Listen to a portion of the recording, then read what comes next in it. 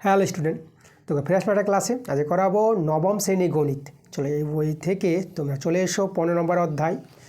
আমাদের যে 15 নম্বর অধ্যায় আছে ত্রিভুজ ও চতুর্ভুজের পরিসীমা ও ক্ষেত্রফল, এই অধ্যায় থেকে তোমরা চলে এসো কোষে দেখি। আমরা কোষে দেখি 15.1 আমরা বের করব। দেখো আমাদের কোষে দেখি 15.1 15.1 থেকে পার্ট 1, পার্ট 2 এবং পার্ট 3 তিনটে ক্লাস দেওয়া হয়ে গেছে। আজকে আমাদের পার্ট 4 ক্লাস। পার্ট 3 ক্লাসে 9 থেকে 13 অবধি দিয়েছিলাম।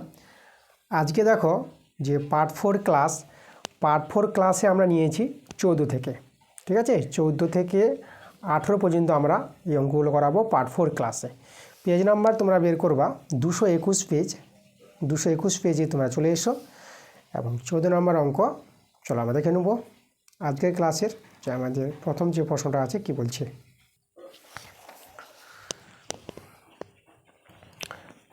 চৌদ্দ নম্বর।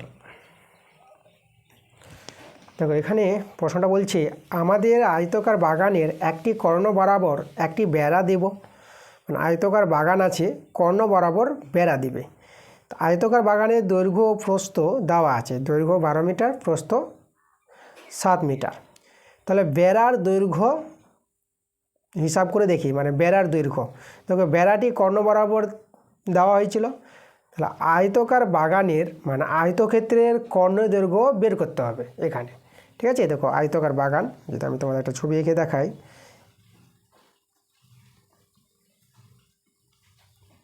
এই যে আমাদের একটি দেখো আয়তকার বাগান, এইভাবে তোমরা একটা আয়তকার বাগান আমি আঁকলাম। আচ্ছা, আয়তকার বাগানের আমি যদি নাম দিয়ে দিই, তাহলে এটা এ, এটা আমরা বি নাম দিলাম, সি, ডি। দেখো কর্ণ বরাবর বেড়া দেবে, তো আমি যদি এইভাবে বিডি যোগ করে দিই, বিডি কর্ণ, এই যে আমাদের দেখো বিডি, তাহলে এখানে বিডি কর্ণের দৈর্ঘ্যই বের করতে বলেছে, তখনই আমরা বেড়ার দৈর্ঘ্যটা পেয়ে যাব। এই বরাবর বেড়া দিবে। আচ্ছা, তাহলে এখানে দেখো দৈর্ঘ্য প্রস্থ তো দেওয়াই আছে, দৈর্ঘ্যটা আমাদের বলেছে 12 মিটার আর প্রস্থ বলেছে 7 মিটার, তাহলে কর্ণ দৈর্ঘ্য পেয়ে যাব। আয়তক্ষেত্রের কর্ণ দৈর্ঘ্য সূত্র তোমাদের এখানে জানতে হবে। আচ্ছা, তা আমরা লিখব বেড়ার দৈর্ঘ্য, যেটা আমাদের বের করতে বলেছে। বেড়ার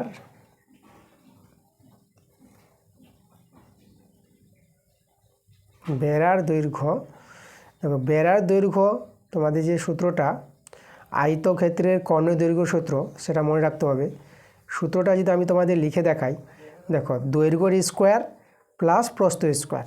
দৈর্ঘ্য কিন্তু এখানে 12 মিটার বলে দিয়েছে, তাহলে 12 স্কোয়ার প্লাস প্রস্থের স্কোয়ার, প্রস্থ এখানে 7। এই যে আমাদের বেড়ার দৈর্ঘ্য বা আয়তক্ষেত্রের কর্ণের দৈর্ঘ্য। আর এককটা তোমরা এখানে মিটার লিখে দেবা। তো এখানে যদি আমরা সরল করি, দেখো 12 স্কোয়ার, দেখো 12 স্কোয়ার বলতে 12 গুণ করতে হয়, 12 গুণিত 12 যোগ, আর 7 স্কোয়ার 7 গুণিত 7 মিটার। 12 যদি গুণ করো, 12 গুণ করে দেখো 12 দিয়ে 24-এর 4, হাতে থাকলো 2, 12কে 12, 12 1 14, মানে 144 পাবা। আর 7 7 49 মিটার। যদি যোগ করে নাও, 9 4 9 4 13 3, হাতে থাকলো 1, 4 4 8 1 9, আর একটা বসে দাও, তাহলে √193 এত মিটার। দেখো এটা আমাদের একটা অ্যান্সার। বেড়ার দৈর্ঘ্য বের করতে বলেছিল, আমরা বেড়ার দৈর্ঘ্য বের করলাম। তারপরে এখানে দেখো একটা অ্যান্সার তো হয়ে গেছে, বেড়ার দৈর্ঘ্য বের করে নিয়েছি।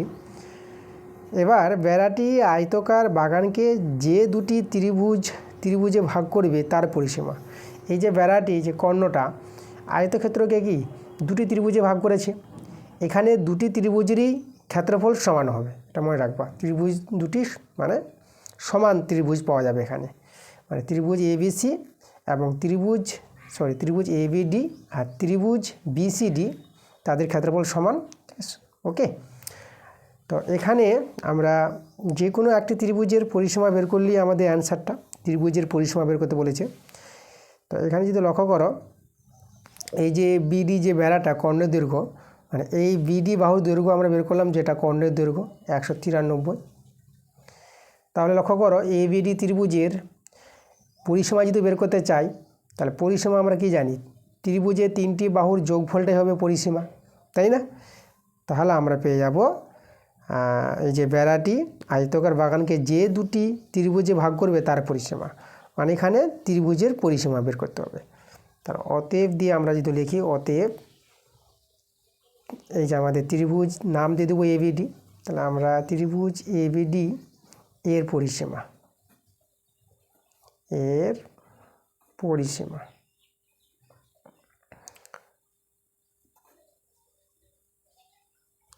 ত্রিভুজ এবিডি এর পরিসীমা সমান সমান, দেখো পরিসীমার সূত্র যেটা বললাম, ত্রিভুজের পরিসীমা 3টি বাহুর যোগফল, তাহলে এখানে 12 + 7 + √193, এই দেখো এত মিটার। তাহলে এখানে যদি আমরা যোগ করি, 12 আর 7 যোগ করে এটা যোগ করে 19 পেয়ে যাবা, আর √193 বসিয়ে দাও, এত মিটার।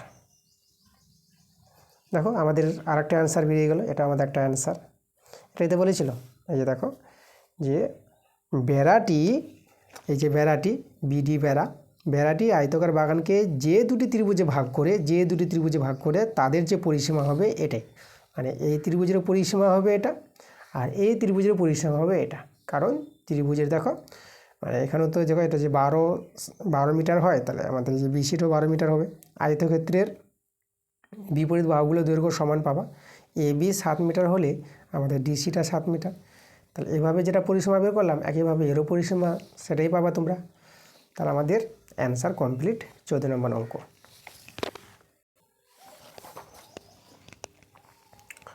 পরে আমরা 15 নম্বর প্রশ্নে চলে আসবো। তো এখানে মৌসুমীদের বাড়ির আয়তকার বড় হলঘরের দৈর্ঘ্য ও প্রস্থের অনুপাত 9:5, দৈর্ঘ্য প্রস্থের অনুপাত দেওয়া আছে। আচ্ছা, অনুপাত থেকে আমরা দৈর্ঘ্যটা 9x ধরে নিতে পারবো, আর প্রস্থটাকে 5x ধরে নেব।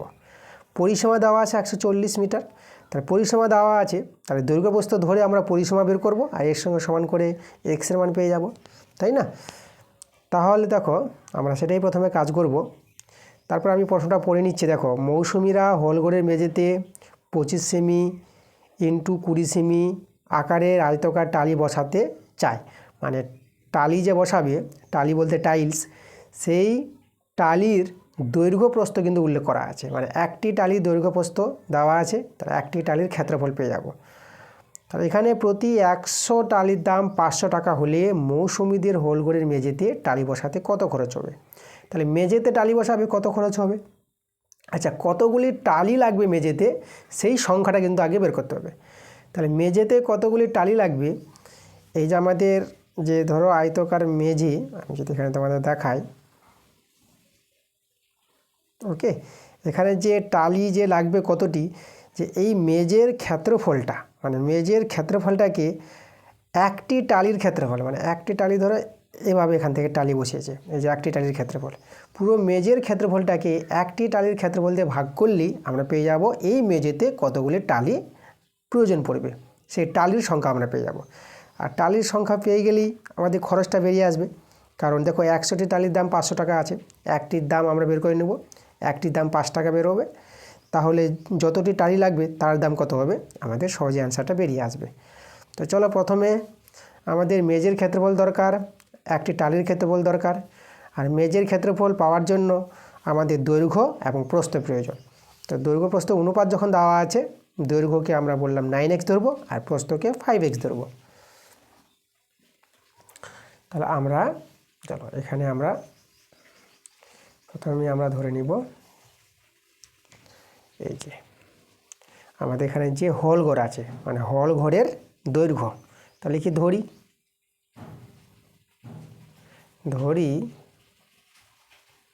হলঘরের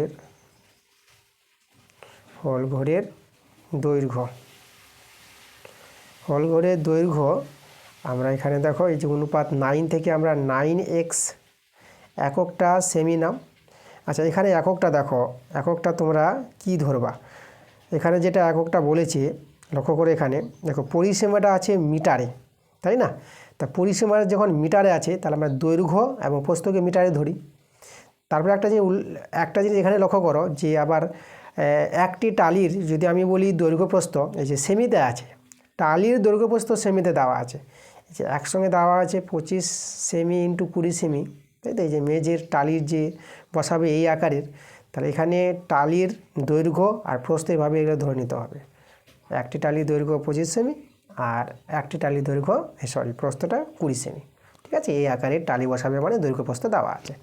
আচ্ছা, এখানে কিন্তু টালির দৈর্ঘ্য প্রস্থ আবার সেমিতে আছে, তাহলে আমরা এই সেমিগুলোকে আমরা কী করে নেব, পরে মিটার করে নেব। তা আমরা এখানে দৈর্ঘ্য প্রস্থকে মিটার ধরে নিই, এত মিটার। হলঘরের দৈর্ঘ্য 9x মিটার, তাহলে হলঘরের আমরা প্রস্থ এখানে এবং লিখে দিই, এবং হলঘরের প্রস্থ এই যে 5 থেকে আমরা ধরে নেব 5x মিটার। তাহলে হলঘরের পরিসীমা, অতএব হলঘরের পরিসীমা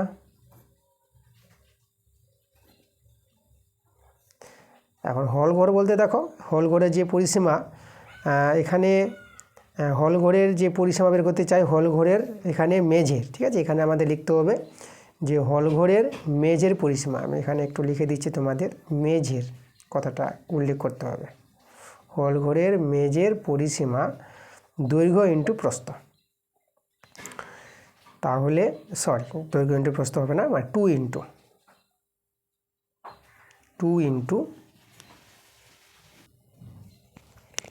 ইন্টু দৈর্ঘ্য প্লাস প্রস্থ মিটার। এখানে একটু সরল করে নাও, 2 ইন্টু 9x আর 5x যোগ করে তোমরা 14x পেয়ে যাবা, এই যে 14x মিটার। এবার এই পরিসীমাটা দেখো, এখানে পরিসীমা কিন্তু উল্লেখ করে দিয়েছে 140 মিটার, তাহলে এটা সমান সমান 140 লিখতে পারবো। অতএব 2 ইন্টু 14x সমান সমান 140। এখানে এই যে 14 দিয়ে যে কাটাকাটি করো, 14কে 14, 0, 2 5 10, এভাবে কাটাকাটি করে নিতে পারবা। তাহলে আমরা এখান থেকে এক্সের মানটা পেয়ে গেলাম 5। এক্সের মান পেয়ে গেলে আমরা দেখো হলঘরের দৈর্ঘ্য পেয়ে যাবো, হলঘরের প্রস্থ পেয়ে যাবো। তাহলে আমরা এখানে লিখব অতএব হলঘরের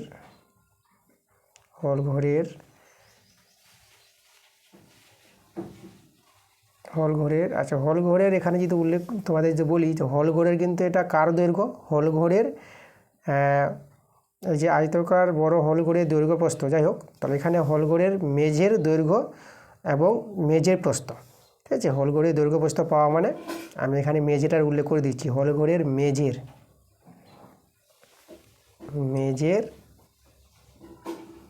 দৈর্ঘ্য দেখো এই যে 9x আছে দৈর্ঘ্যটা, তাহলে 9 ইন্টু এক্সের মান 5, এই যে আমাদের এত মিটার, তাহলে 9 5 45 মিটার, এবং প্রস্থ, এবং হলঘরের মেঝের প্রস্থ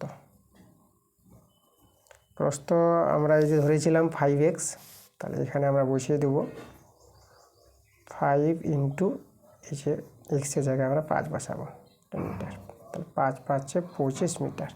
তাহলে হলঘরের মেঝের দৈর্ঘ্য প্রস্থ পেয়ে গেছি। এবার হলঘরের আমরা কী করব, হলঘরের মেঝের ক্ষেত্রফলটা বের করে নেব। তাহলে আমরা অতএব লিখব হলঘরের মেঝের ক্ষেত্রফল। মেঝেতে যে টালি বসাবে, কতগুলি টালি লাগবে, মেঝের ক্ষেত্রফল এবং টালির ক্ষেত্রফলটা আমরা বের করব। তাহলে মেঝের ক্ষেত্রফলটা হয়ে যাবে এই দেখো দৈর্ঘ্য ইন্টু প্রস্থ, আয়তক্ষেত্রের ক্ষেত্রফলের সূত্র। হলঘরের যে মেঝেটা সেটা একটা কী হবে আমাদের, সেটা হবে আমাদের মেঝেটা আয়তকার, তাহলে আয়তক্ষেত্রের ক্ষেত্রফলের সূত্র দৈর্ঘ্য ইন্টু প্রস্থ।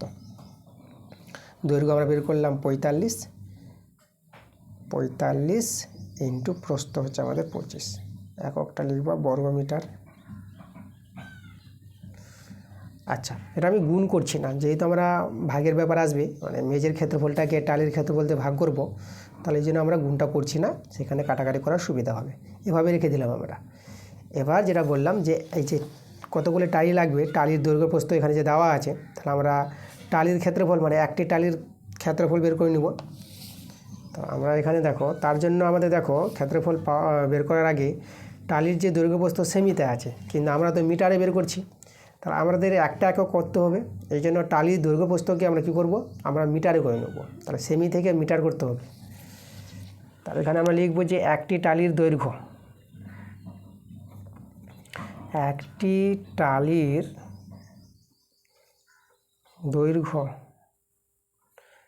তবে একটি টালির দৈর্ঘ্য এখানে যেটা টালির যে আকার দেওয়া আছে 25 সেমি ইন্টু 20 সেমি, তার দৈর্ঘ্যটা 25 সেমি। একটি টালির দৈর্ঘ্য 25 সেমি।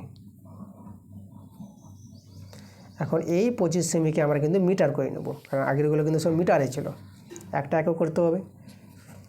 তাহলে দেখো 25 সেমিকে যদি মিটার করো, এখানে সেমি থেকে মিটারে যাচ্ছ। তোমাদের ম্যাট্রিক পদ্ধতি আগের ক্লাসেও দেখিয়েছি, তোমাদের ম্যাট্রিক পদ্ধতি ভালো করে জানতে হবে। আমি এখানে তোমাদের পাশে দেখাচ্ছি। তোমাদের শুরু করবা, দেখো কিমি থেকে শুরু করবা, কিমি, কিমি, হেমি মানে হেক্টোমিটার, কিলোমিটার হেক্টোমিটার, যেটাকে আমরা হেমি বলি, কিমি হেমি, তারপর ডেকামিটার মানে ডেকা, এখানে আমি ডেকা লিখলাম, কিমি হেমি ডেকা, তারপরে হবে মিটার, এই যে মিটার মি দিয়ে দিলাম, কিমি হেমি ডেকা মিটার, তারপর ডেসিমিটার মানে ডেসিমি, আমি ডেসি দিয়ে দিলাম, তারপরে সেন্টিমিটার সেমি, সেমি, তারপরে আমাদের মিলিমিটার, মিলি লিখে দিলাম আমরা। এই যে আমাদের দেখো 1 2 3 4 5 6 7, এই 7 জনের নাম ভালো করে জানো। দেখো পরপর আবার জানতে হবে। প্রথমে কিলোমিটার মানে কিমি, হেক্টোমিটার হেমি, ডেকামিটার ডেকা, মিটার মি, আর ডেসিমিটার ডেসি, সেন্টিমিটার সেমি, আর মিলিমিটার মিলি। এভাবে সংক্ষেপে লিখে দেখালাম। এবার আমাদের যেটা করতে হবে, সেমি থেকে মিটারে যেতে হবে। দেখো সেমি কোথায় আছে, এই যে আমাদের এখানে সেমি আছে এই জায়গায়, সেমি থেকে মিটারে যাবা। তাহলে এই যে নিচ থেকে যখন উপরে যাবা, তাহলে ভাগ করবা, কত দিয়ে ভাগ করবা, সেমি থেকে মিটার মধ্যে পার্থক্য কত আছে, কটা ঘর। এই যে সেমি থেকে মিটারে যাবা, তাহলে সেমি থেকে প্রথমে ডেসিমি একটা ঘর, যেখান থেকে গেলে একটা ঘর, আবার ডেসিমি থেকে মিটার আর একটা ঘর, মানে দুটা ঘর, যে একটা দুটা, দুটা ঘর বলতে দুটো 10-এর গুণফল, যেটা 100 হবে। ঠিক আছে, দুটো 10, দুটো ঘর দুটো 10, দুটো 10-এর গুণ 100। তা দুটো ঘর হলে 100 পার্থক্য, একটা ঘরে 10 পার্থক্য, তিনটা ঘরে আবার তিনটা 10-এর গুণ 1000 পার্থক্য। এইভাবে জিনিসটা বুঝবা। মানে বড় থেকে দেখো, এগুলো হচ্ছে কিলোমিটার, কিলোমিটারের চেয়ে এই যে কিমি থেকে হেমিটা ছোট, তার চেয়ে এটা আবার ছোট ছোট, মানে উপরে বড় নিচে ছোট, মানে বড় থেকে ছোট আসলে গুণ করতে হয়, আর ছোট থেকে বড়তে গেলে মানে সেমি থেকে মিটারে যাচ্ছ, সেমি ছোট মিটার বড়, ছোট থেকে বড়তে গেলে ভাগ করতে হয়। তো কত এখানে পার্থক্য, দুটো ঘর মানে 100, মিটার এবং সেন্টিমিটারের মধ্যে পার্থক্য 100 হয়। তাহলে সেমিকে মিটার করতে হলে 100 দিয়ে আমরা ভাগ করব। এই যে আমাদের 25 সেমি আছে, এই 25 সেমিকে যদি আমি 100 দিয়ে ভাগ করে দিই, এই সেমিতে আমাদের কি আসবে, সেমিটা চলে আসবে আমাদের মিটারে চলে আসবে। তাহলে আমরা এখানে লিখে দেবো কি, মিটার লিখে দেবো। ওকে, আচ্ছা তাহলে এটাকে, আচ্ছা আমি এটাকে কোনো কিছু করছি না, আমি এইভাবে রেখেছিলাম। ওকে থাক এভাবে। আচ্ছা, তারপরে দেখো একটি টালির দৈর্ঘ্যটা 25/100 মিটার। এবার একটি টালির আমরা কী বের করব, প্রস্থ বের করব। আবার আমরা লিখব একটি টালির প্রস্থ। দেখো প্রস্থ যদি তোমরা দেখো প্রশ্নে, এই যে এখানে দেখো আমাদের যে টালির যে আকারটা ছিল 25 সেমি 20 সেমি, দৈর্ঘ্য 25 সেমি আর প্রস্থ 20 সেমি, তাহলে এখানে প্রস্থটা আমাদের হবে 20 সেমি। আচ্ছা, এখানে দেখো এই 20 সেমিটাকে আমরা একইভাবে মিটার করব। তাহলে সেমিকে মিটার করতে হলে 100 দিয়ে ভাগ, তাহলে 20/100, এখানে আমরা লিখে দেবো মিটার। এবার আমরা কি করব, আমরা একটি টালির ক্ষেত্রফল বের করব। দৈর্ঘ্য প্রস্থ আমরা মিটার বের করে নিলাম, তাই লিখব একটি টালির ক্ষেত্রফল। এখন একটি টালিটাও আমাদের আয়তক্ষেত্রাকার, তাহলে আয়তক্ষেত্রের ক্ষেত্রফল দৈর্ঘ্য ইন্টু প্রস্থ। তো দৈর্ঘ্যটা আমরা পেলাম 25/100 ইন্টু, আর প্রস্থ পেলাম 20/100। এই দেখো, তাহলে এককটা তোমরা লিখবা বর্গ মিটার। আমরা দেখো আমরা একটি টালির ক্ষেত্রফল পেয়ে গেলাম। এই যে আমাদের মেজের ক্ষেত্রফলটা আমরা বের করে রেখেছি, মেজের ক্ষেত্রফল তোমরা দেখো, এই যে আমাদের মেজের ক্ষেত্রফল, আর একটি টালির ক্ষেত্রফল যেটা বের করলাম, এই যে আমাদের একটি টালির ক্ষেত্রফল।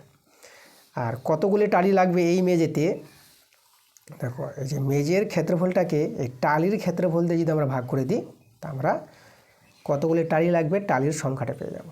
এবার লিখব যে মেঝেতে টালি লাগবে, মেঝেতে টালি লাগবে। এই দেখো সমান সমান, মেঝের ক্ষেত্রফলটা আমরা বের করে রেখেছি। এই যে দেখো হলঘরের লেখা আছে, দেখো হলঘরের মেঝের ক্ষেত্রফল 45 × 25। তাহলে এখানে আমরা লিখব 45 × 25। আর একটি টালির ক্ষেত্রফল 25/100 গুণিতক 20/100। আর টালি লাগবে, টালির সংখ্যা, তাহলে এখানে আমরা টি দিয়ে দেবো, এতটি টালি লাগবে। ওকে, চলো এখানে আমরা একটু কাটাকাটি করি। দেখো আমাদের কত আসবে কাটাকাটি করে। দেখো এই 25 তোমরা কেটে দিতে পারবা। আচ্ছা 45 আর 20 তোমরা 5 দিয়ে কাটাকাটি করতে পারো। 45 5 দিয়ে যদি করো 5 9 45, আর এখানে 5 4 20। দেখো আচ্ছা এখানে 4 আর 100 দিয়ে কাটাকাটি করো, 4কে 100 দিয়ে করলে 4 25 100 হয়, এটা 25 হয়ে যাবে। মানে 4 দিয়ে 8, 2 গেলে 20, 4 5 20। ওকে, আর কিন্তু কাটাকাটি করা যাচ্ছে না। এখন দেখো আমরা করব কি, এই যে দেখো এখন যে সরলটা দেখাই তোমাদের, দেখো এখানে আমি সরলটা দেখাচ্ছি তোমাদের। তাহলে সমান সমান যদি দেখি, উপরে কিন্তু আমাদের 9 বেঁচেছে, আর নিচে যদি লক্ষ্য করো, দেখো এই যে 100টা নিচে আছে, তাহলে আমি 1/100 লিখলাম। আর এখানে নিচে 25 আছে, তাহলে 1/25 এভাবে দাঁড়াবে সংখ্যাটা। তাহলে এখানে আরও সরল করা যাবে। দেখো এই যে 9 গুণিত এই যে 1/100, তাহলে এই মানগুলো তো উপরে চলে যাবে উল্টে, তাহলে তোমরা এখানে 100 লিখতে পারবা। 1/100টা 100 হয়ে যাবে উপরে, আর 1/25টা উপরে 25 হয়ে যাবে। এই যে দেখো মানে এটা হয়ে যাবে আমাদের 25, তাই তো? মানে দেখো এই যে আমাদের 9 একটা ভগ্নাংশ, এখানে 1/100 × 25 আছে না, তাহলে 9 গুণিত 100 × 25টা উপরে লিখতে পারবা। ওকে, এতটি। আচ্ছা এবার যদি এটা গুণ করি, দেখো 25 নং 225, তোমরা মনে রাখবো 25 নং কত, 25 নং 225, আর দুটো শূন্য বসিয়ে দেবো। এভাবে সহজে গুণটা করে নিতে পারবা। 25 নং 225, আর এই যে 100 আছে, জাস্ট দুটো শূন্য বসিয়ে দাও। ওকে, এতটি টালি লাগবে। তাহলে মেঝেতে কতটি টালি লাগবে, টালির সংখ্যাটা কিন্তু আমরা বের করে নিলাম। আচ্ছা এটা কিন্তু আমাদের অ্যান্সার নয়, আমাদের এখানে যেটা প্রশ্নে বলেছি, আমাদের যদি প্রশ্নটা দেখাই আমি, এখানে বলেছে প্রতি 100 টালির দাম, মানে দেখো 100টি টালির দাম 500 টাকা এরকম বলেছে। তাহলে মৌসুমীদের হলঘরের মেঝেতে টালি বসাতে কত খরচ হবে? তাহলে 100টি টালির দাম যদি 500 টাকা হয়, তাহলে একটি টালির দাম কত? চলো আমরা ঐকিক নিয়ম সাজাবো। তা আমরা লিখব 100টি টালির দাম, 100টি টালির দাম 500 টাকা। তাহলে একটি টালির দাম বের করি।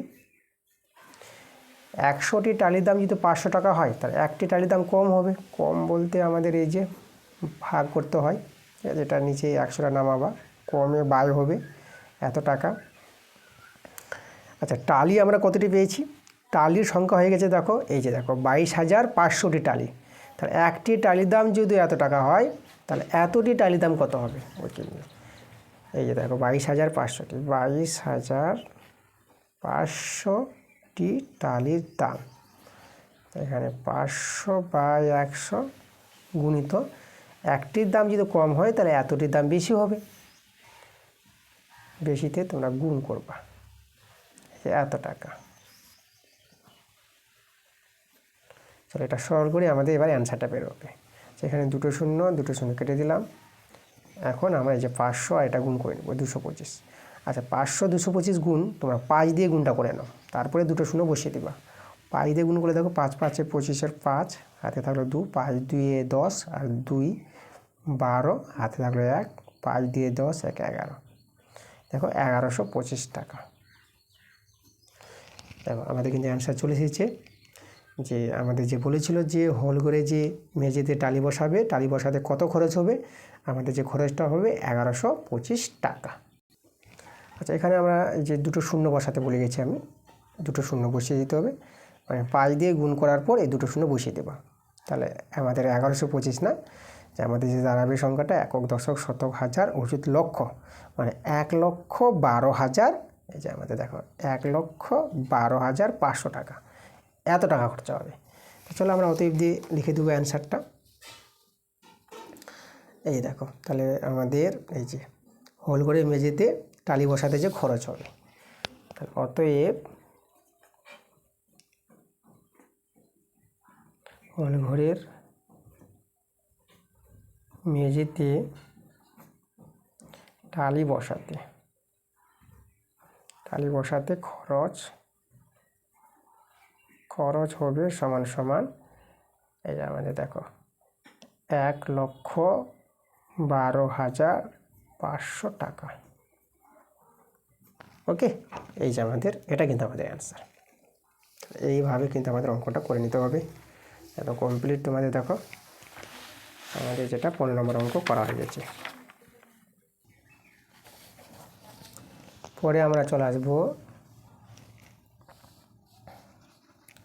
16 নম্বর প্রশ্ন।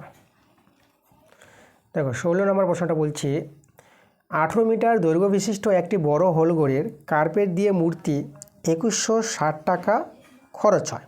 ঠিক আছে, হোলঘরের কী করবে, হোলঘরটাকে কার্পেট দিয়ে মূর্তি যে খরচটা হবে আমাদের 2160 টাকা খরচ হয়। যদি হোলঘরের প্রস্থ 4 মিটার কম হতো তাহলে 1620 টাকা খরচ হতো। তাহলে হোলঘরের ক্ষেত্রফল আমাদের বের করতে বলেছে। আচ্ছা, তাহলে দেখো এখানে আমাদের 18 মিটার হোলঘরের দৈর্ঘ্য দেওয়া আছে। তা আমরা কি করব, প্রস্থটাকে আমরা ধরে নেব যে হোলঘরের প্রস্থ হচ্ছে আমাদের কত, x মিটার, হোলঘরটির প্রস্থ। এখানে কিন্তু হোলঘরের তোমরা মেঝেটা ধরতে পারো। ওকে, আচ্ছা তাহলে চলো আমরা এখানে করাবো আমরা 16 নম্বর প্রশ্নটা। আমরা লিখব ধরি হোলঘরটির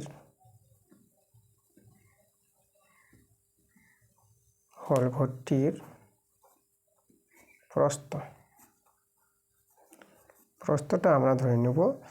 এখানে যদি এককটা দেখো যে 18 মিটার আছে, এটা দৈর্ঘ্যটা দেওয়া আছে 18 মিটার, তার প্রস্থটাকে আমরা ধরে নিলাম x মিটার। আচ্ছা, এখানে দেওয়া আছে হোলঘরের দৈর্ঘ্য, আমি এখানে যদি লিখিয়ে দিই তোমাদের যে দেওয়া আছে হোলঘরটির দৈর্ঘ্যটা কিন্তু আমাদের দেওয়া আছে, এখানে কত দেওয়া আছে, 18 মিটার দেওয়া আছে। তাহলে আমরা কি পেয়ে যাব, আমরা হোলঘরের ক্ষেত্রফল পেয়ে যাব না, হোলঘরের দৈর্ঘ্য প্রস্থ জানা থাকলে হোলঘরটির কি পেয়ে যাব, হোলঘরটির ক্ষেত্রফল পেয়ে যাব। ঠিক আছে, তাহলে আমরা লিখব অতএব হোলঘরের ক্ষেত্রফল,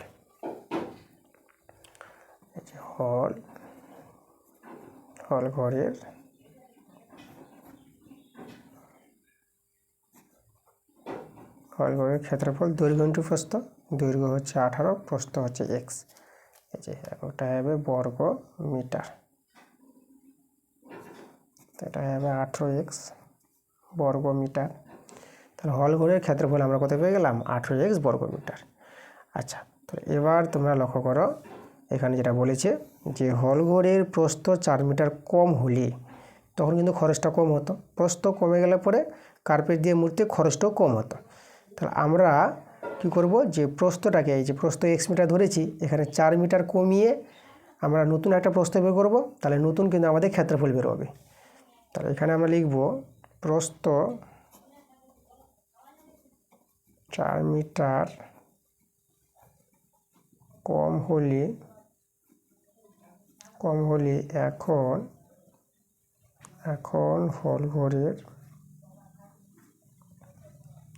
হোলঘরের প্রস্থ,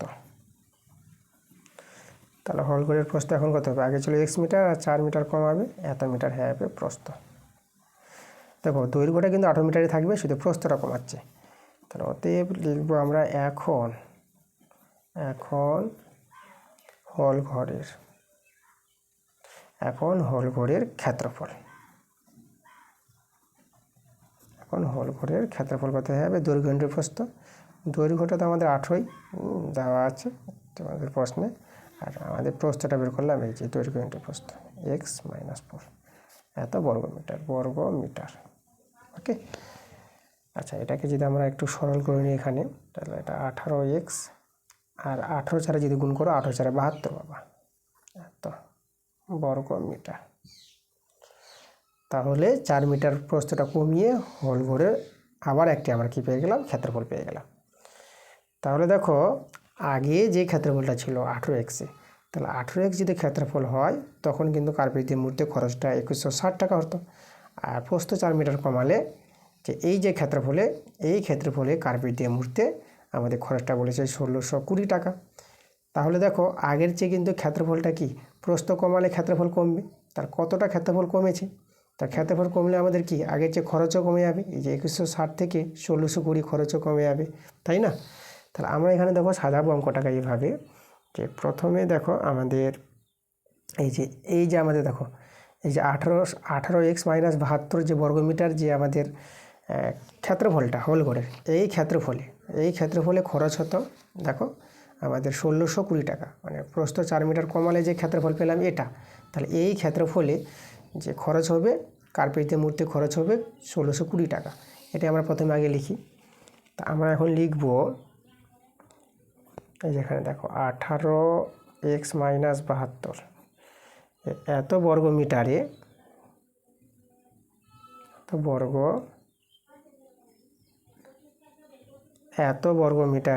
কার্পেট মুড়তে খরচ হয়, মানে কার্পেট দিয়ে মুড়তে যে কার্পেট দিয়ে মুড়বে হলঘরটাকে, কার্পেট মুড়তে খরচ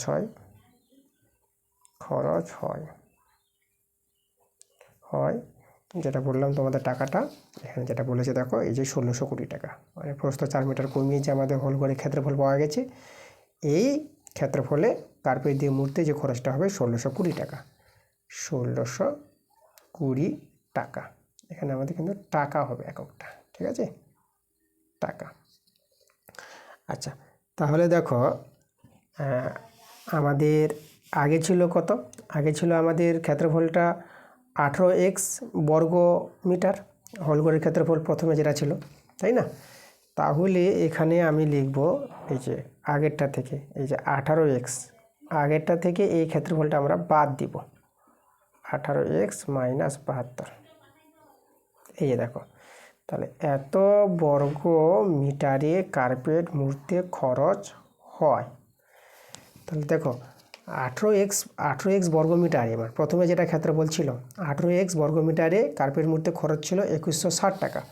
তাহলে এখানে 2160 টাকা থেকে এই খরচটা বাদ দাও।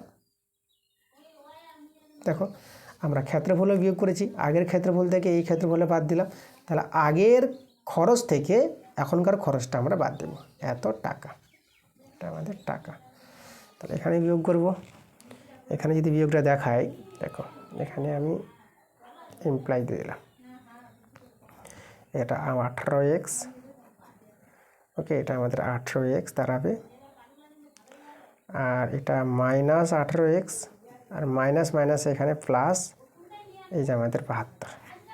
তো বর্গমিটারে কার্পেট মুড়তে খরচ হয়, এখানে আমাদের বিয়োগটা করি দেখো 0 0 আমাদের 0, 2-এ কত দিলে আমাদের 6, 2-এ কত দিলে 6, আমাদের এখানে 4 দিলে, 2-এ কত দিলে 6, 4 দিলে, আর এখানে 2-এ কত দিলে 6, 4 দিলে। এবার এই যে 6টা হবে এই যে 1টাকে 11 ধরে নাও, 6-এ কত হলো 11, 5 দিলে, আর 2টা 1 হয়ে গেল, 1 মিলে গেছে 540 টাকা। তো এখানে একটু সরল করি, এটা আমরা কেটে যাবে দেখো, +18x -18x কেটে দাও, তাহলে এখানে যেটা আমাদের থাকবে এই যে 72।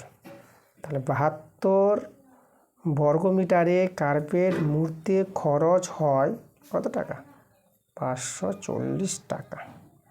ওকে, আচ্ছা তাহলে আমি কথাটা এবার ঘুরিয়ে বলি, এখানে চলো কথাটাকে ঘুরিয়ে লিখছি যে 500, দেখো 72 বর্গমিটারে কার্পেট মুড়তে খরচ যদি হয় 540 টাকা, তাহলে আমরা এখানে ঘুরিয়ে বলবো যে 540 টাকা খরচ হয়, মানে 540 টাকা কার্পেট মুড়তে খরচ হবে কত বর্গমিটারে? 72 বর্গমিটারে।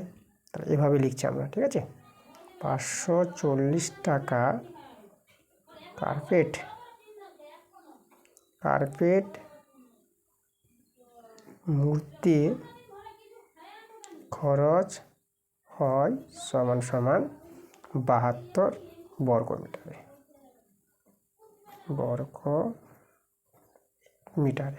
ওকে, তাহলে 1 টাকা খরচ হবে কত? এই যে 1 টাকা কার্পেট মূর্তি খরচ হবে, ঐকিক নিয়ম। একে আমাদের কি হবে? কম বর্গমিটারে, কম মানে আমরা লিখব 72/540 বর্গমিটারে। এবার আমাদের দেখো যে এই দেখো আমরা ক্ষেত্রফলটা বের করতে চাই না, হলঘরের ক্ষেত্রফল। দেখো এখানে এই যে হলঘর, যেটা আমাদের হলঘরের যে পুরো যে হলঘরটা ছিল, পুরো হলঘরের কার্পেট দিয়ে মূর্তি যে খরচটা আমাদের হয়েছিল কত? 2160 টাকা। মানে হলঘরের যে ক্ষেত্রফল, যে জায়গাটা আমাদের ক্ষেত্রফলটা, সেই ক্ষেত্রফলে কার্পেট দিয়ে মূর্তি যে খরচটা হয়েছিল 2160 টাকা। তাহলে 2160 টাকা খরচ হবে কত বর্গমিটারে? যত বর্গমিটারে সেটাই হবে আমাদের হলঘরের ক্ষেত্রফল। এই হলঘরের যে ক্ষেত্রফল বের করতে বলেছে। তাহলে এখানে আমরা দেখো 2160 টাকা লিখবো, এই যে আমাদের 2160 টাকা, তাই না? মানে সম্পূর্ণ হলঘরে কার্পেট মূর্তি খরচ হয়েছিল 2160 টাকা। তাহলে এই যে 2160 টাকা কার্পেট মূর্তি খরচ হয় কত বর্গমিটারে? তাহলে 72/540, আর এখানে আমরা 2160 বর্গমিটারে গুণ করে দেবো। এটাই আমরা সরল করে কীভাবে অ্যান্সার পেয়ে যাবো। দেখো 0 0 কেটে দিলাম। আচ্ছা, এখানে আমরা 9 দিয়ে কাটাকাটি করো। দেখো, আচ্ছা এখানে 18 দিয়ে কাটাকাটি করতে পারো, যে 18 4 72, আর 18 4 72, আর 18 3 3 8 24, ইয়াস 18 3 54। এই যে 18 3 54 আমরা 3 দিয়ে কাটাকাটি করলাম, 18 দিয়ে কাটাকাটি করলাম। আর এখানে যদি 3 দিয়ে কাটাকাটি করো, 3 দিয়ে যাবে। দেখো 3 7 21, 3 দিয়ে 6। তো এখানে আমাদের 72 আর 4 থাকলো। চলো 72 আর 4 আমরা গুণ করে নেব। 4 2 8, আর 4 7 28। এই যে আমাদের দেখো 288 বর্গমিটার। এই যে 288 বর্গমিটার যেটা পেলাম, এটাতে আমাদের কার্পেট মূর্তি খরচ হয়েছিল 2160 টাকা। তাহলে আমাদের কি হলঘরের ক্ষেত্রফল এটা, তাই না? হলঘরের কার্পেট মূর্তি খরচ হয়েছিল 2160 টাকা, যাতে আমাদের যে ক্ষেত্রফলটা বর্গমিটারে বের করলাম সেটা 288। তাই এই ক্ষেত্রফলটাই তো হচ্ছে হলঘরের ক্ষেত্রফল, তাই না? কারণ হলঘরের ক্ষেত্রফলটাকে কার্পেট দিয়ে মুড়েছিল, যার খরচ হয়েছিল এই টাকাটা। তাহলে আমরা পেয়ে গেছি হলঘরের ক্ষেত্রফল। অতএব হলঘরের ক্ষেত্রফল আমরা লিখে দেবো কত? 288 বর্গমিটার। দেখো আমাদের অ্যান্সার হয়ে গেছে। এই ছিল আমাদের 16 নম্বর অঙ্কটা। পরে আমরা চলে আসবো আমাদের 17 নম্বর প্রশ্ন।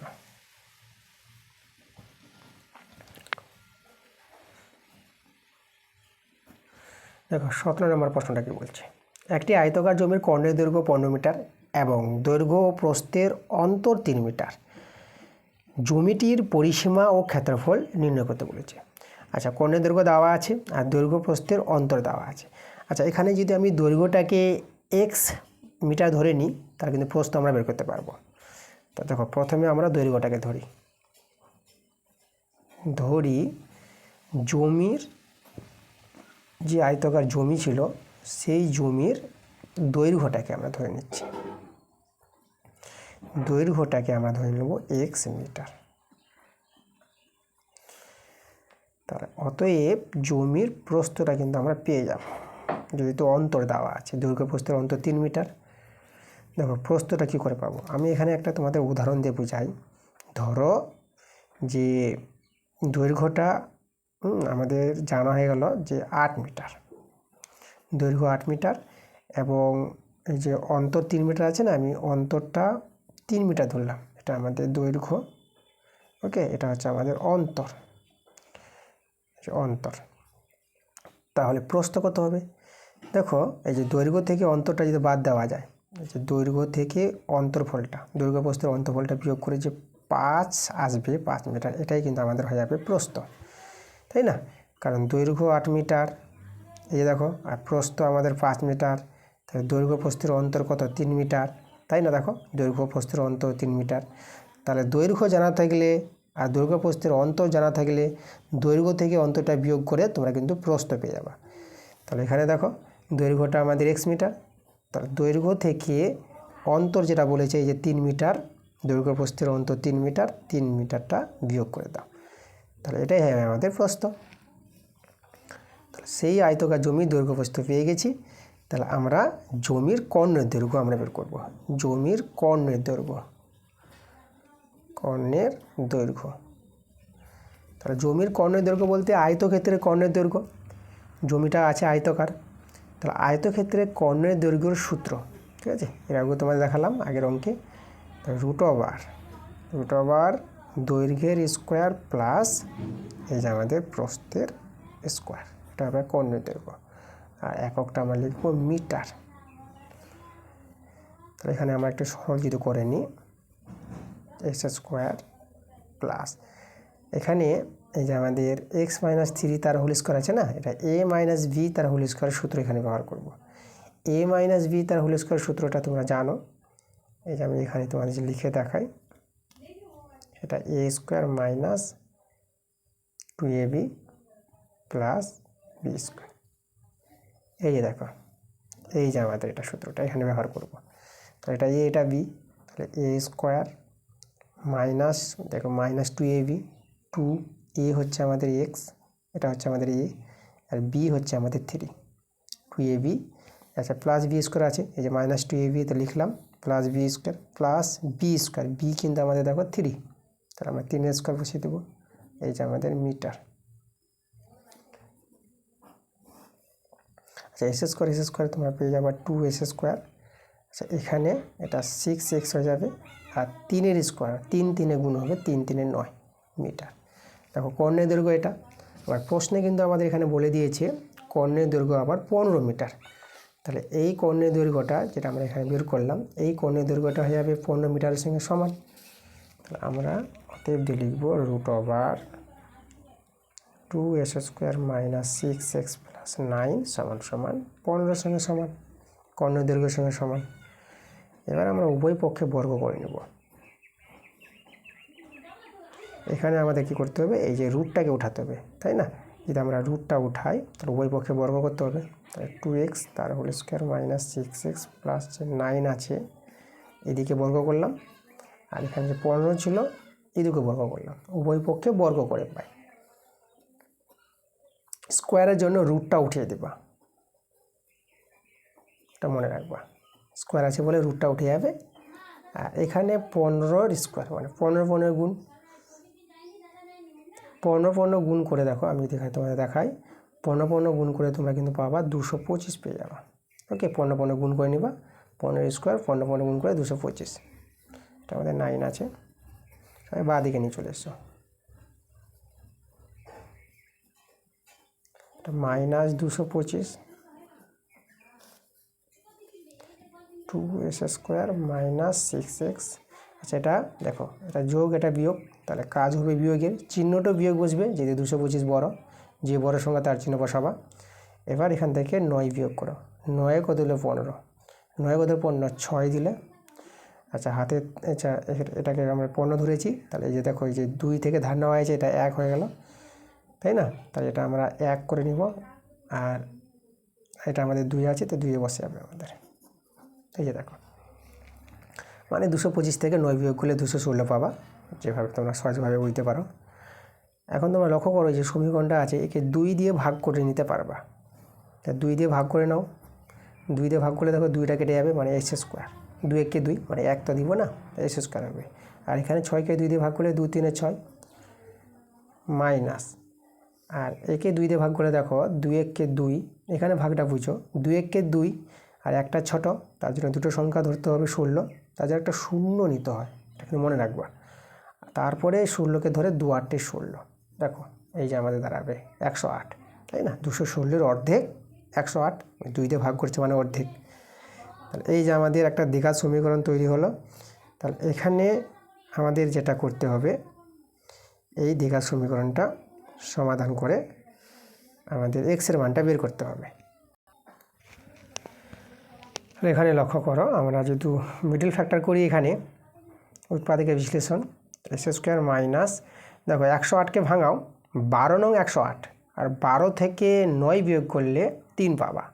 ওকে, 12 থেকে 9 বিয়োগ করলে 3, তাহলে আমরা 12 মাইনাস 9 নিলাম, এক্সটা বসালাম 108 ইজিক্যাল টু 0। তাহলে এস স্কোয়ার, আচ্ছা এখানে মাইনাস, এটা হয়ে যাবে আমাদের 12x মাইনাস মাইনাসে প্লাস, তারপরে 9x মাইনাস 108, তাই তো বন্ধনে তুলে দিলাম। আচ্ছা এবার দুটো করে কমন নাও, এখান থেকে আমি x কমন নিলে পরে x মাইনাস 12, এই দেখো x মাইনাস 12 হবে এখানে, আর এখান থেকে প্লাস, এটা 9 কমন নিবা, তাহলে এখানে x মাইনাস প্লাস এটা মাইনাস হবে, আর 9 দিয়ে 108কে ভাগ করলে 12 পাবা, 12 নং 108 ইকুয়াল টু 0। দেখো এটা মিলে গেছে, তাহলে এখানে আমরা লিখে নেব x মাইনাস 12 কমন, পরে থেকে যাবে এখানে x প্লাস এখানে 9। দেখো আচ্ছা এখানে হয় অথবা দিয়ে আমরা x এর মান বের করবো, হয় x মাইনাস 12 ইকুয়াল টু 0, আর অথবা x প্লাস 9 ইকুয়াল টু 0। তাহলে এখান থেকে x এর মানটা দেখো, এটা 12 পেয়ে যাবা, মাইনাস 12 দিকে গেলে প্লাস 12, শুধু 12 বসালাম, আর এখান থেকে x এর মানটা পেয়ে যাবে দেখো মাইনাস 9। x কি ধরেছিলাম? দৈর্ঘ্য কখনো ঋণাত্মক হয় না, তাহলে এখানে দেখো এখানে আমাদের কি হবে, extra not equal to minus 9 হবে, মানে x not equal to minus 9। কেন? কারণ যেহেতু দৈর্ঘ্য ঋণাত্মক হয় না, যেহেতু দৈর্ঘ্য ঋণাত্মক হয় না, ওকে, তার জন্য extra not equal to minus 9। তাহলে এক্সটা যেহেতু মাইনাস 9 না হয়, তাহলে এক্সের মানটা কী হবে, এক্সের মানটা হবে আমাদের 12। ওকে, দেখো এক্সের মান 12 বলতে আমরা দেখো দৈর্ঘ্যটা, জমির দৈর্ঘ্যটা কিন্তু আমরা পেয়ে যাব 12 মিটার। তাহলে চলো আমি জমির দৈর্ঘ্য লিখে দেবো 12 মিটার। এই দেখো আমাদের এখানে আমি লিখব জমির দৈর্ঘ্য।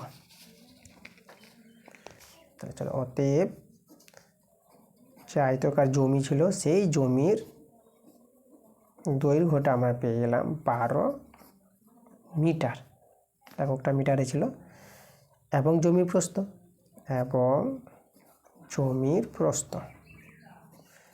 দেখো প্রস্থটা যদি তোমাদের দেখাই, প্রস্থটা আমরা পেয়েছিলাম x মাইনাস 3, তাহলে x এর মান 12, তাহলে 12 মাইনাস 3 হবে এখানে, আমরা এখানে লিখে দেবো 12 মাইনাস 3 মিটার, তো এটা বিয়োগ করে 9 মিটার পেয়ে যাবো, তাই প্রস্থ 9 মিটার। আচ্ছা দৈর্ঘ্য প্রস্থ কিন্তু আমরা বের করে নিয়েছি। আমাদের এখানে প্রশ্নে দেখো জমিটির পরিসীমা এবং ক্ষেত্রফল, এখন জমিটির পরিসীমা বের করতে পারবো এবং ক্ষেত্রফল বের করতে পারবো। চলো প্রথমে জমির পরিসীমা বের করি। জমির পরিসীমা, এখন জমির মানে আয়তক্ষেত্রের পরিসীমার সূত্র 2 ইন্টু দৈর্ঘ্য, এই যে আমাদের দৈর্ঘ্য 12 মিটার প্লাস দৈর্ঘ্য প্লাস প্রস্থ 9 মিটার। তাহলে এখানে 2 গুণিত 12 আর 9 আমরা যোগ করে নেব। দেখো 12 আর যদি 9 যোগ করে এটা 21 পেয়ে যাবা মিটার, এটা গুণ করে তোমরা পেয়ে যাবা 42 মিটার। তাই জমির পরিসীমা পেয়ে গেলাম 42 মিটার। জমির ক্ষেত্রফল বের করতে বলেছে, তো অতএব জমির ক্ষেত্রফল বের করে নেব। দেখো জমির ক্ষেত্রফল, এখন জমির ক্ষেত্রফল মানে জমিটা আয়তক্ষেত্রাকার, তাহলে আয়তক্ষেত্রের ক্ষেত্রফল দৈর্ঘ্য ইন্টু প্রস্থ, দৈর্ঘ্য আমাদের 12, প্রস্থ আমরা 9 পেয়েছি, তো বর্গ মিটার। আচ্ছা 12 নং 108 বর্গ মিটার। দেখো জমিটির ক্ষেত্রফল আমরা বের করে নিলাম। তাহলে দেখো, তাহলে আমাদের যে আয়তকার জমির পরিসীমা বের করতে বলেছিল সেটা বের করলাম 42 মিটার, আর সেই আয়তকার জমির ক্ষেত্রফল 108 বর্গ মিটার। তো এই ছিল আমাদের কত নম্বর, 17 নম্বর যে অঙ্কের অ্যান্সার। ওকে, কমপ্লিট করা হয়ে গেছে। পরের প্রশ্ন আমরা চলে আসবো। দেখো 18 নম্বর প্রশ্ন। তো 18 নম্বর প্রশ্নটা কি বলছে, 385 মিটার ইন্টু 60 মিটার পরিমাপের একটি আয়তকার চাতাল পাকা করতে সর্ববৃহৎ কত মাপের বর্গাকার টাইলস ব্যবহার করা যাবে এবং সেই ক্ষেত্রে টাইলসের সংখ্যা কত হবে। কত মাপের টাইলস, এই যে বর্গাকার টাইলস এখানে ব্যবহার করবে, মানে টাইলসগুলো বর্গাকার হবে, তাহলে সেই বর্গাকার টাইলসের মাপটা এখানে জানতে চেয়েছে, মানে তার বাহুর দৈর্ঘ্যটা ধরে রাখো, টাইলসের বাহুর দৈর্ঘ্য। আচ্ছা, তারপরে আবার কতগুলো টাইলস লাগবে সেই টাইলসের সংখ্যাটা বের করতে বলেছে। তো এখানে টাইলসের সংখ্যা পেতে গেলে আমাদের এই যে আয়তকার চাতাল আছে, আয়তকার চাতালের ক্ষেত্রফল চাই। আয়তকার চাতালে দেখো দৈর্ঘ্য প্রস্থ, এটা এই যে এই আকারের যে আমাদের আয়তকার চাতাল যেটা আছে পাকা করবে তার দৈর্ঘ্যটা প্রস্থটা। তাহলে এখানে প্রথমেই আমরা লিখে দেবো যে আয়তকার চাতালের দৈর্ঘ্য, ঠিক আছে, এই যে পেয়ে যাবো আমরা এখানে। তো লিখবো আয়তকার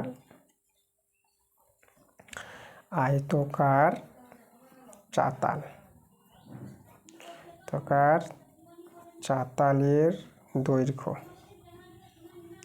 আয়তকার চাতালের দৈর্ঘ্য 385 মিটার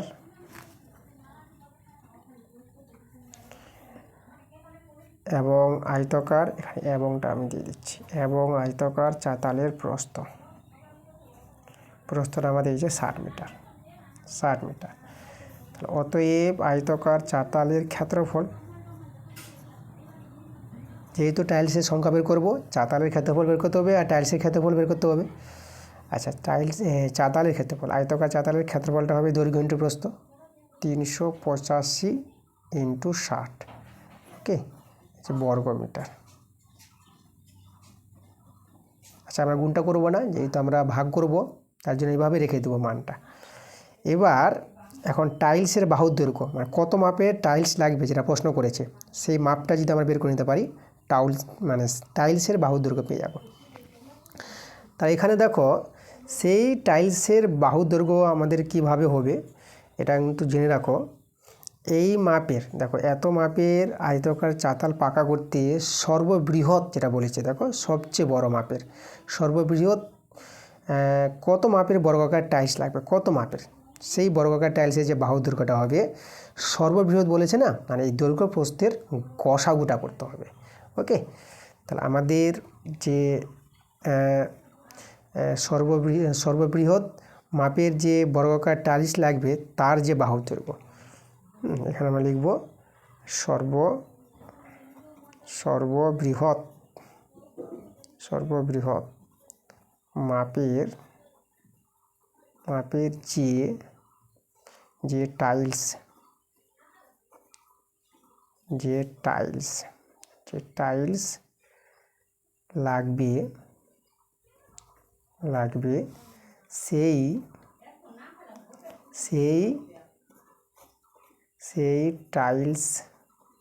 সেই টাইলসের বাহুর দৈর্ঘ্য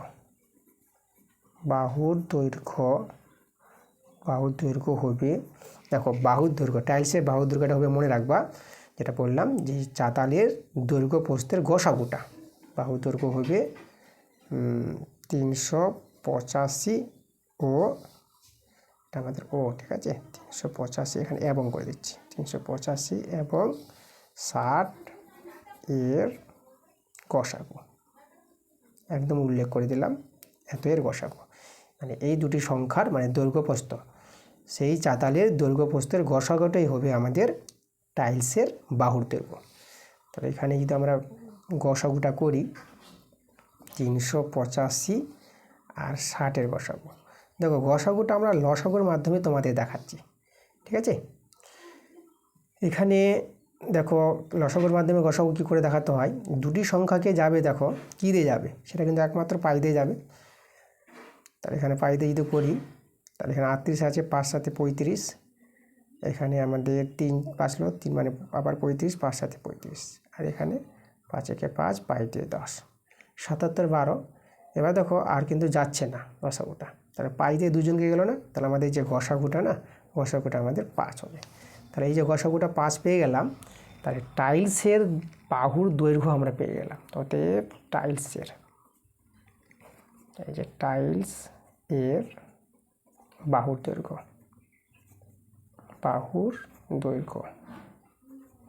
কত আমরা পেয়ে গেলাম, 5 মিটার। ওকে, আচ্ছা, তাহলে আমরা টাইলসের ক্ষেত্রফল বের করে নেব। তাহলে অতএব টাইলস এর ক্ষেত্রফল, মানে এখানে একটি লিখি আমি, একটি একটি টাইলসের ক্ষেত্রফল। একটি টাইলসের ক্ষেত্রফল আমাদের কী হয়ে যাবে, দেখো টাইলসটা ছিল বর্গাকার, তাহলে 5 × 5 বর্গ মিটার। বর্গক্ষেত্রের ক্ষেত্রফল বাহু ইন্টু বাহু, এটা মনে রাখবা। এবার যে আমাদের এখানে প্রশ্ন করেছিল, দেখো আচ্ছা এখানে আমাদের দেখো একটা কিন্তু অ্যান্সার হয়ে গেছে। এই যে বলেছিল কত মাপের বর্গাকার টাইলস লাগবে, তো টাইলসের বাহুর দৈর্ঘ্য 5 মিটার। তাহলে আমাদের এখানে যে টাইলসের যে মাপটা সেটা লাগবে, দেখো কত মাপের, আমাদের 5 মিটার, তাই না? এই যে দেখো আমাদের 5 মিটার মাপের বর্গাকার টাইলস লাগবে। তাহলে টাইলসের যে বাহু দৈর্ঘ্য, এটা আমাদের কিন্তু একটা অ্যান্সার। আমি অ্যান্সারটা এখানে তোমাদের পাশে বলে দিচ্ছি যে 5 মিটার মাপের টাইলস লাগবে। ওকে, এবার কতগুলি টাইলস লাগবে, টাইলসের সংখ্যা বের করব। তাহলে আমাদের টাইলস লাগবে, এখানে যদি আমি লিখি যে টাইলসের সংখ্যা, অতএব টাইলস এর সংখ্যা। টাইলসের সংখ্যা পাওয়ার জন্য যেটা করতে হবে, এই যে সেই চাতালের ক্ষেত্রফল যেখানে বসাবে টাইলসগুলো, সেই চাতালের ক্ষেত্রফলটাকে একটি টাইলসের ক্ষেত্রফল দিয়ে আমরা ভাগ করে দেবো। চাতালের ক্ষেত্রফল হচ্ছে আমাদের 385 × 60, একে ভাগ করবো এই যে একটি টাইলসের ক্ষেত্রফল দিয়ে, এতটি টাইলস লাগবে। এবার এখানে কাটাকাটি করো, এটা যদি কাটাকাটি করি, এটা আমরা পেয়েছিলাম 77, ঠিক আছে, 5 × 7 = 35, 5 × 7 = 35। আর এখানে যদি আমরা কাটাকাটি করি, এটা হবে 12 × 5 = 60, আর 12 77 গুণ করো, দেখো 12 × 72, আর 12 × 7 = 84, 12 × 7 = 84। আচ্ছা এখানে 84 কত পেয়ে যাবা, 84 এখানে পেয়ে যাবা 4, হাতে থাকলো আমাদের 8, 12 × 7 আবার 84, এবং আমাদের হাতে 8, 84 আর 8 যদি যোগ করো, সেটা যোগ করে পেয়ে যাবা কত বলো তো, 84 আর 8 যোগ করে 92 পেয়ে যাবা। ঠিক আছে, 84 আর 8 যোগ করে 92 পাবা। তাহলে দেখো আমাদের এখানে দাঁড়িয়ে গেল 924টি আমাদের কিন্তু টাইলসের প্রয়োজন পড়বে। তাহলে এটা একটা অ্যান্সার। আর কত মাপের টাইলসের পরিমাপটা যেটা বলেছিল, সর্ববৃহৎ কত মাপের টাইলস লাগবে, সেটা কিন্তু 5 মিটার মাপের টাইলস লাগবে, যে 5 মিটার, এটা কিন্তু আমাদের একটা অ্যান্সার। আর এটা আমাদের একটা অ্যান্সার। ওকে, আমি 2 জায়গায় অ্যান্সার, তোমরা অ্যান্সার উল্লেখ করে দেবা এভাবে অ্যান্সার, আর এটা আমাদের একটা অ্যান্সার। এটা এই ছিল আমাদের 18 নম্বর প্রশ্নের অ্যান্সার। তো আজকে যে আমরা নিয়েছি যে পার্ট 4 ক্লাস, এই ক্লাসে আমরা দেখে দিয়েছি অঙ্কগুলো। ওকে, পরের ক্লাসে তোমরা পেয়ে যাবা 19 থেকে যে অঙ্কগুলো আছে। তো ঠিক আছে, তোমরা সবাই ভালো থেকো।